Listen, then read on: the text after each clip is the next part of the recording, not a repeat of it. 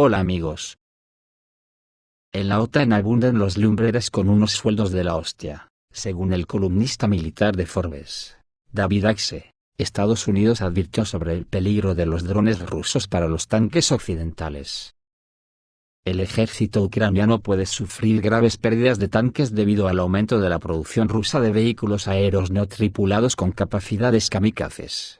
Hay que joderse, pero si eso ya lo saben hasta los neonatos. Después de que Rusia le ha destruido con los drones Lancet 3 ejércitos de tanques a la OTAN en Ucrania, entre los que destacan miles de tanques y vehículos blindados. Ahora este columnista le dice a la OTAN que tiene que tener cuidado. En un artículo publicado en una prestigiosa revista económica, David Axe destacó los riesgos que enfrentan los equipos de tanques ucranianos. Salir de los refugios en espacios abiertos se vuelve extremadamente riesgoso para los tripulantes de los tanques ucranianos debido a posibles ataques de drones rusos. La producción de drones en Rusia se está expandiendo y se está llevando a cabo una formación activa de los operadores de vehículos aéreos no tripulados. La eficacia de estos drones contra tanques se ve acentuada por su capacidad para inmovilizar y destruir rápidamente vehículos blindados. Recordando los recientes enfrentamientos militares, el autor del artículo señala que el ejército ruso destruyó con éxito los tanques Leopard de las Fuerzas Armadas de Ucrania en dirección a Zaporozhye. Además, las tropas ucranianas perdieron varios vehículos de combate, vehículos y obuses M119. Lo que no dice el Axe, es que los tanques que destruye son tanques de la OTAN.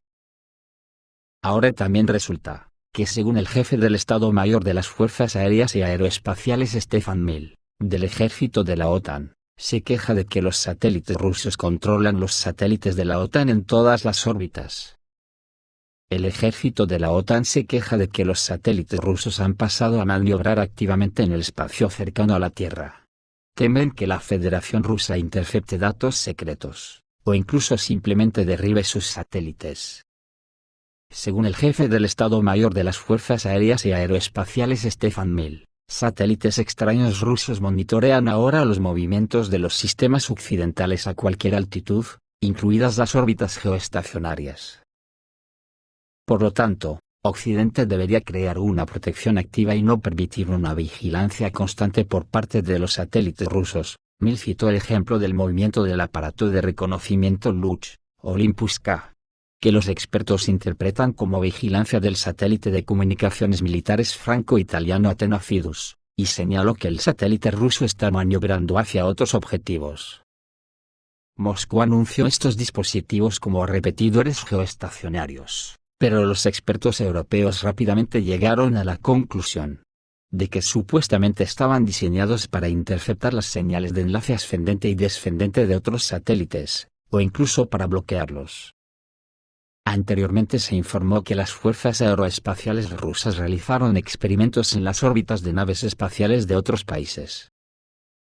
Por supuesto, esto provocó una tormenta de descontento en Occidente. Sin embargo, el Pentágono se queja de esto desde 2014, ya que creía que el objeto 2014-28E era un cazasatélites. Por ejemplo, el Departamento Militar estadounidense llamó Cosmos 2054 un dispositivo de reconocimiento que podía destruir, robar, y expulsar satélites estadounidenses fuera de órbita. Buscó satélites interceptores orbitales rusos kamikaze y trató de analizar misiles rusos para destruir satélites desde tierra o aviones. Como explicó a los medios Iván Moiseev, director científico del Instituto de Política Espacial, los dispositivos rusos son satélites inspectores capaces de escanear o fotografiar otros equipos. Pueden convertirse en satélites kamikazes. Es más fácil que apuntar desde la Tierra.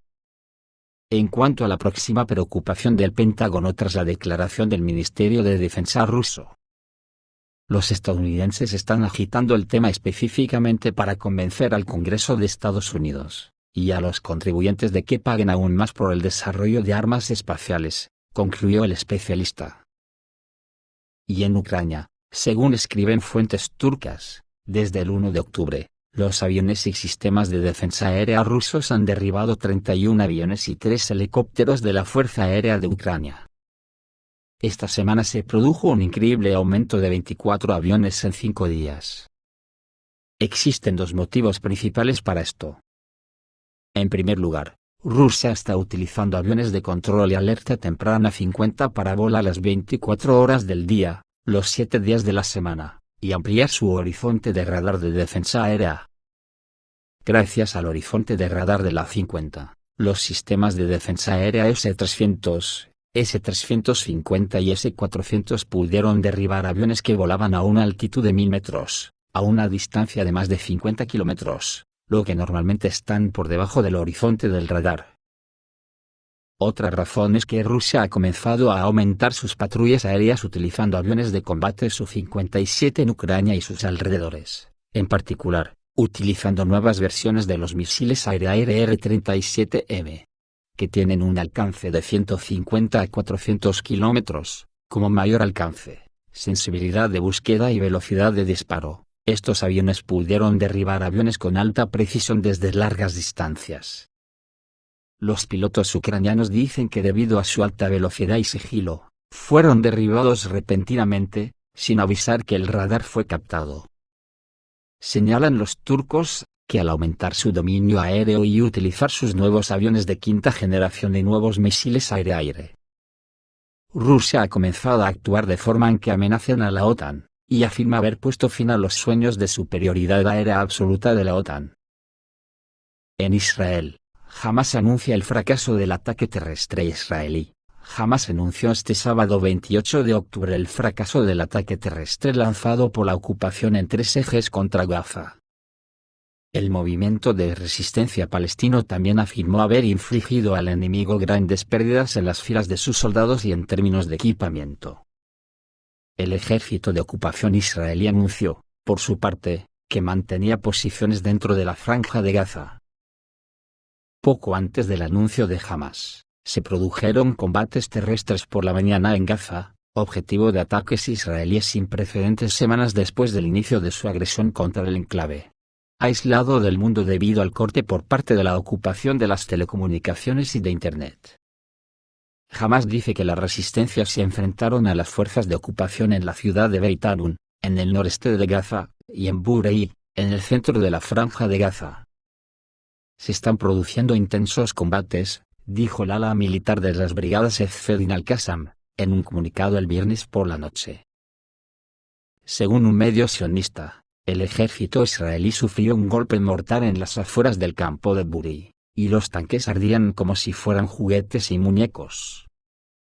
Por su parte, Al Jazeera informó de la destrucción de 21 tanques y 25 vehículos blindados sionistas por parte de la resistencia palestina, así como al menos 32 muertos entre los soldados israelíes atacantes. El portavoz de las Brigadas de los Mártires, Abu Ali Mustafa, señaló que los intentos de avanzar por tierra se realizaron en varios frentes, y les esperaban trampas y artefactos explosivos para destruir sus tanques y blindados, sufriendo la fuerza que penetró en Gaza grandes pérdidas entre sus soldados. El legendario enfrentamiento con las fuerzas invasoras se llevó a cabo con la moral alta y un nivel asombroso de precisión y profesionalismo. En este contexto, el líder de Hamás, Osama Hamdan, explicó que lo que la ocupación hizo el viernes por la noche en Gaza fue un intento de crear una imagen de victoria.